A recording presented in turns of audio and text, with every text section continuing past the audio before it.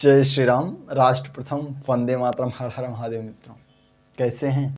महाकुंभ का जो पर्व चल रहा है 144 वर्षों के बाद आया है और हम लोग बहुत ही भाग्यशाली हैं जो पिछले वर्ष प्रभु श्री राम जी का अयोध्या में भव्य दिव्य प्राण प्रतिष्ठा देखे और इस साल इतना भव्य महाकुंभ देख रहे हैं जो कि पूर्ण महाकुंभ है।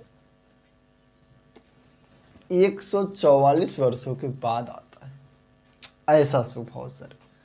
और सबसे बड़ी बात तो यह है मित्रों कि इस बार पूरी दुनिया से इतने लोग इकट्ठे हो रहे हैं महाकुंभ में कि भारत और चाइना को छोड़ दें तो किसी भी देश की कुल आबादी उतनी नहीं है जिस तरीके से अनुमान लगाया जा रहा है। 40 से 45 करोड़ पब्लिक महाकुंभ में स्नान करेगी और वो अनुमान कोई हवा हवाई नहीं है, वो अनुमान सबके सामने दिख रहा है। पिछले 2 से 3 दिनों में ही लगभग 5 से 6 करोड़ पब्लिक ने महाकुंभ में भाग ले चुके हैं, स्नान कर चुके हैं। तो ऐसा ये 45 दिनों तक चलने वाला है। जरा सोचो, ये तो 40 करोड़ का जो उम्मीद था, जो आंकड़ा था, उसका 1.5 दुगुना जाता दिख रहा है अगर इसी तरीके से श्रद्धालु पढ़ते रहे तो। जो लोग कहते थे कि धर्म से पेट नहीं भरता, आज वही लोग उसी धार्मिक संगम में अपनी ठिलियां लगाने के लिए गिड़गिड़ा रहे हैं। ये मानसिकता बदल गई। यही अच्छे दिन हैं। सोचो जरा, कभी किसी दौर में महाकुंभ हुआ था और बहुत सारे लोगों की जानें गई थी।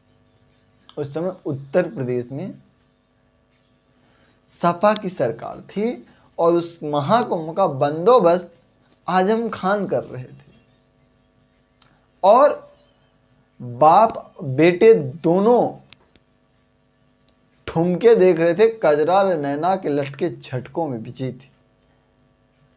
उस समय महाकुंभ में कई लोगों की जानें गई थी। ये तो हाल था कभी कि गंगा नदी को दूषित कर दिया गया था। जो लोग सनातन धर्म को मानते ही नहीं, एग्जिस्ट ही नहीं करते, एक्सीडेंटल हिंदू हैं, अगर उनके हाथों में महाकुंभ जैसा पर्व जाएगा और वो लोग किसी लांडो को बंदोबस्त के लिए देंगे तो और उम्मीद क्या कर सकते हैं। आजम खान भाग खड़े हो गए थे। महाकुंभ में अफरा तफरी मच गया था और कई लोगों की जाने गई थी, जबकि इस बार उससे कई गुना ज्यादा पब्लिक आने की उम्मीद है। आप लोग देख रहे हैं जिस तरीके से चारों तरफ से सिर्फ श्रद्धालु ही श्रद्धालु देख रहे हैं और मात्र भारत नहीं पूरी दुनिया से। तो ऐसा लग रहा है कि जल्द ही वो आंकड़ा भी पूरा हो जाएगा जो सब लोग बता रहे थे 40 करोड़ का। उस आंकड़ा से भी कई ज़्यादा पब्लिक वहाँ पर उपस्थित होगी। और बाबा जी हमारे जो उत्तर प्रदेश के मुख्यमंत्री हैं, यशस्वी मुख्यमंत्री योगी आदित्यनाथ जी जो हैं, उनका मेहनत, उनकी दृढ़ता, उनका संकल्प के कारण ही ये हो पाया है। और मित्रों, महाकुंभ में सबसे पहली बार ऐसा हो रहा है कि महाकुंभ की सुरक्षा के लिए लाखों तो पुलिस वाले, बाकी यूपी एटीएस, बीएसएफ और सेना को भी उतार दिया गया है क्योंकि इतने लोग आ रहे हैं, कहीं कोई चूक ना हो जाए। पानी के अंदर कैमरे, जमीन को इंडिकेट करने वाले कैमरे, बाकी सीसीटीवी कैमरे जमीन के ऊपर हैं, आसमान में ड्रोन निगरानी, मतलब इतना हाईटेक टेक्नोलॉजीज के साथ इसका बंदोबस्त किया गया है कि परिंदा भी बिना परमिशन के पर ना मारने पाए महाकुंभ में। ये योगी आदित्यनाथ जी हैं, इसके लिए ही संभव हुआ है। मित्रों, महाकुंभ के बारे में थोड़ी सी जानकारी दे दूं। हालांकि आप सबको पता है, मुझे पता है, पर मैं अपना कर्तव्य समझता हूं आपको थोड़ी सी जानकारी देना।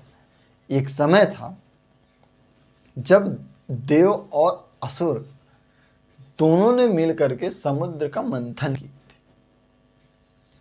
उस मंथन से कुछ वस्तु प्रदान हुए थे, जैसे इंद्र का ऐरावत हाथी, आज की गौ माता, जिनको हम और तमाम सारे हिंदू भाई बचाने के लिए जी जान लगा देते हैं, वो भी समुद्र से निकली हुई एक रत्न में से हैं। वहाँ से हलाहल विष भी निकला, जिसको महादेव जी ने पिया और इसी समय से उनका नाम नीलकंठ पड़ा। उसी समुद्र से मित्रों अमृत का घड़ा निकला था अंतिम में। तो असुर लोगों ने उस अमृत के घड़े को पीने के लिए अमृत का घड़ा लेकर के भाग चले, और देवता लोग अमृत पीने के लिए असुरों से छीनने के लिए अमृत का घड़ा उनके पीछे चले। फिर दोनों में छीना झपटी हुई, और उस समय अमृत के घड़े से कुछ बूंद जमीन पर गिरे। संस्कृत में घड़े को कुंभ ही कहते हैं। तो उस कुंभ से 2-4 बूंद गिरे। जो बूंद गिरे वो महाकुंभ वहाँ जैसे नासिक, हरिद्वार और प्रयागराज, महाकाल, इन 4 जगहों पर महाकुंभ मनाया जाता है। तो मान्यता ये है कि उन चारों जगहों पर अमृत के कुछ बूंद गिरे। उनमें से सबसे विशेष जो है प्रयागराज में मनाया जाता है, जिस अमृत का बूंद गिरा है। अभी अमृत स्नान भी है महाकुंभ में, जो कि अमृत स्नान अभी विगत दिनों थी। ऐसे पावन जगह पर श्रद्धालु आते हैं और इच्छा अनुसार फल पाते हैं। कुछ लोग कहते हैं कि महाकुंभ में वही जाएं जो पापी हैं। ऐसी भी अफवाह उड़ाई गई, क्योंकि अपने पापों से मुक्त होना चाहते हैं। तो उनको बता दे, दुनिया के सबसे बड़े मूर्ख तुम ही हो। तुमसे बड़ा मूर्ख दुनिया में कोई नहीं, ये तुमको स्वीकार कर लेना चाहिए। अगर तुम अपने बाप को बाप कहोगे, उसमें भी कोई फायदा देखोगे तो ही कहोगे, नहीं तो अपने बाप को बाप नहीं मानोगे। फायदा अगर एक कुत्ते को देखोगे, सुअर को देखोगे, बकरे को देखोगे, गधे को देखोगे, तो उसको भी अपना बाप बोल सकते हो, अगर तुम्हारी ये मानसिकता है तो। मैं अपनी वाणी को विराम देता हूँ। जय श्री राम, राधे राधे, हर हर महादेव।